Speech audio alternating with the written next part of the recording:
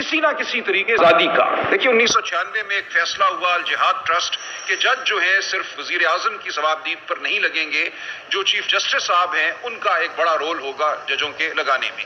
اس کے بعد 2010 میں 18ویں آئینی ترمیم آئی، اس کے تحت اور 19ویں ترمیم پھر آ گئی، ایک جوڈیشل کمیشن بنا جس میں ججوں کی تعداد زیادہ تھی، باقی بھی تھے ارکان لیکن وہ ججوں سے کم تھے، لہٰذا ججوں کی رائے جو تھی وہ حاوی ہونا شروع ہو گئی اور حاوی رہی.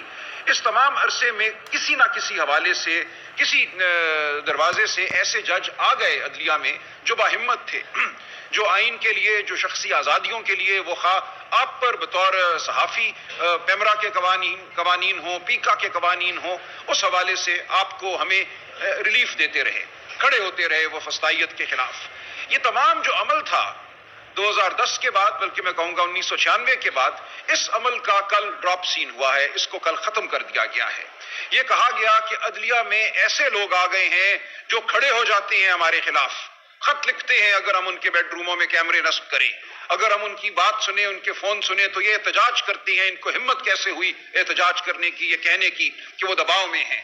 دباؤ ڈالنا تو ہمارا حق ہے، اس ریاست کو ہم نے چلانا ہے، کوئی آزاد جج ہمیں قبول نہیں ہے. تو یہ عمل شروع ہوا میری نظر میں اسلام آباد ہائی کورٹ کے 6 جج صاحبان نے جب خط لکھا، وہاں سے یہ فیصلہ کیا گیا کہ اب ہم نے عدلیہ میں نہیں رہنے دینا کسی ایسے عہدے پر کسی ایسے جج کو جو ہماری خواہش سے برعکس کوئی فیصلہ کرے، جو کسی کو ریلیف دے دے، کسی صحافی کو، کسی گمشدہ کو ریلیف دے دے، جو ریاست کے خلاف کہے کہ تم حاوی ہو رہے ہو ان کے بنیادی حقوق پر، تم ان کو پامال کر رہے ہو. لوگوں کو اٹھانا، مارنا، پیٹنا تو ہمارا حق ہے. یہ جج کون ہوتے ہیں کہ اس میں دخل اندازی کریں؟ اگر ہم لوگوں کے فون سنتے ہیں تو یہ ہمارا حق ہے. ان تمام ججوں کو ہم نے فارغ کرنا ہے. یہ ایک فیصلہ ہوا اصولی طور پہ.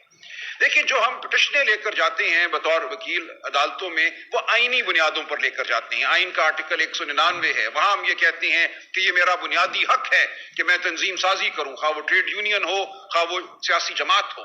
میرا یہ بنیادی حق ہے کہ میں بول سکوں. آزادی اظہار مجھے آئین دیتا ہے، مجھے آزادی اظہار کے استعمال کی وجہ سے معتوب نہیں کیا جا سکتا.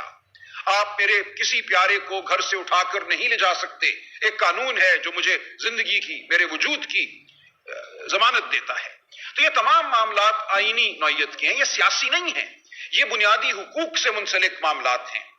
کل یہ کہا گیا کہ ان معاملات کو سننے کے لیے ہائی کورٹوں میں بھی اور سپریم کورٹ میں بھی جج جو ہیں وہ حکومت متعین کرے گی. ایک کمیشن بنا دیا گیا ہے، اس کمیشن میں اکثریت ہمیشہ حکومت کی ہوگی، حکومتی پارٹی کی. اور آپ جانتے ہیں کہ اس وقت حکومت کیا ہے. حکومت صرف ایک ماسک ہے، اس کے پیچھے کون کھڑا ہے ہم سب جانتے ہیں.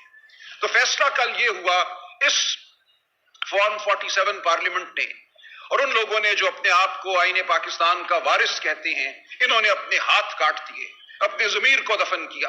انہوں نے تمام طاقت عدالت کی جو ہے، عدالت میں تعیناتی کی، وہ ان کو دے دی جو جبر کرتے ہیں. جبر کرنے والوں کو کہا گیا کہ اب اپنے مرضی کے جج لگاؤ، اس ملک میں اب سکون ہی سکون ہوگا، چین ہی چین ہوگا، جس کو چاہو اٹھا لو، جس کو چاہو اس کا منہ بند کر دو. تو یہ سب سانیہ کوئی پی ٹی آئی کا سانیہ نہیں ہے. مجھے حیرت ہوتی ہے جب لوگ کہتے ہیں یہ پی ٹی آئی کا معاملہ تھا. یہ معاملہ تو آپ کے بچوں کا ہے، آپ کے پیاروں کا ہے، یہ آپ کا ہے، آپ کی روزگار کا ہے، یہ بطور انسان میرا ہے، ہم سب کا ہے. تو یاد رکھیے، سمجھ لیجئے بہت اچھی طرح کہ کل ہم سب کے ساتھ ایک واردات ہوئی ہے. پاکستان کے ہر بچے کے ساتھ، ہر بوڑھے کے ساتھ، ہر عورت کے ساتھ، ہر بلوچ کے ساتھ، ہر پختون کے ساتھ، ہر سندھی کے ساتھ، ہر پنجابی کے ساتھ، ہر کشمیری اور گلگت بلتستان کے باشندے کے ساتھ.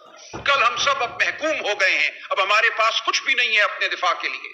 جب ہم ایک پٹیشن لے کر اب جائیں گے عدالت میں تو وہ پٹیشن ایسے جج کے پاس جائے گی جس کی ڈوریاں جو ہیں وہ کھینچنے والے وہی تو جبر کرتے ہیں، وہی تو اٹھانے والے ہیں. تو ہم نے مکمل طور پہ عدلیہ نے جو آزادی حاصل کی تھی پچھلے 30-40 سالوں میں، اس میں بہت جد و جہد ہے. آپ سب کی جد و جہد ہے، صحافیوں کی ہے، پاکستان کے عوام کی ہے، وکلاء کی ہے. اس جد و جہد کا کل گلا گھونٹ دیا گیا. کہا گیا کہ اب ہائی کورٹوں میں بھی اور سپریم کورٹ میں بھی وہی جج اس قسم کے معاملات کو سنے گا جس کو ہم مقرر کریں گے. اور وہ کیا کرے گا آپ جان سکتے ہیں. مسنگ پرسنز کا ایک کمیشن بنایا گیا. ایسے ہی ایک جج کے تحت جسٹس جاوید اقبال صاحب ہوا کرتے تھے جو نیب کے بھی چیئرمین رہے. ہم جانتے ہیں اس مسنگ پرسنز کمیشن میں کیا ہوا. نشستن برخاستن لوگ روتے رہے، ٹھوکریں کھاتے رہے، فریاد کرتے رہے، لوگوں کا استحصال ہوا. لیکن کوئی فیصلہ نہ ہوا، ایک بھی کوئی شخص برآمد نہ ہو سکا۔ تو اب یہ حال تمام عدالتوں کا ہوگا پاکستان کی۔ ہر ہائی کورٹ میں اب ایک کانسٹیٹیوشنل بینچ نامی ایک دڑبہ بنایا گیا ہے۔ اس دڑبے میں وہ لوگ جائیں گے جن کے سر جھکے ہوئے ہیں، جن کی روح مردہ ہے، جو دلوں میں راکھ لیے ہوئے ہیں۔ سپریم کورٹ میں بھی اب یہی حال ہوگا۔ آپ کہیں دادرسی نہیں پا سکیں گے۔ ہم کالا کوٹ پہنیں گے، ہم فائلیں اٹھائیں گے، ہم آئین کی کتاب پکڑیں گے، ہم التجا کریں گے، ہم بحث کریں گے، اور ہمارے منہ پہ دے مارا جائے گا پاکستان کے آئین کو، ہماری بحث کو۔ یہ سب کچھ ہم دیکھ رہے ہیں۔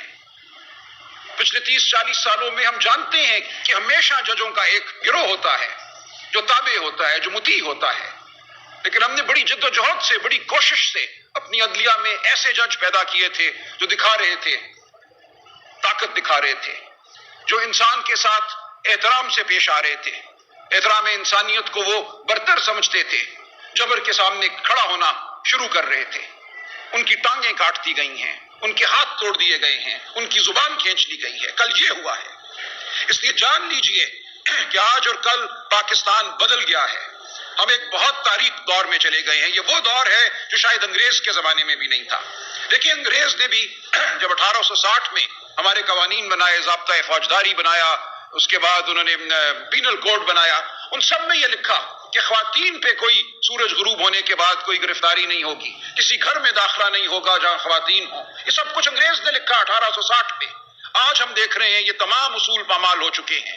کسی کی بیوی، بیٹی، بہن، ماں محفوظ نہیں ہے۔ اس ماحول میں ہم نے مزید تاریکی پیدا کی ہے۔ تو ہم اب بالکل نہتے ہیں۔ میں آپ کو یہ کہنے آیا ہوں کہ یہاں سے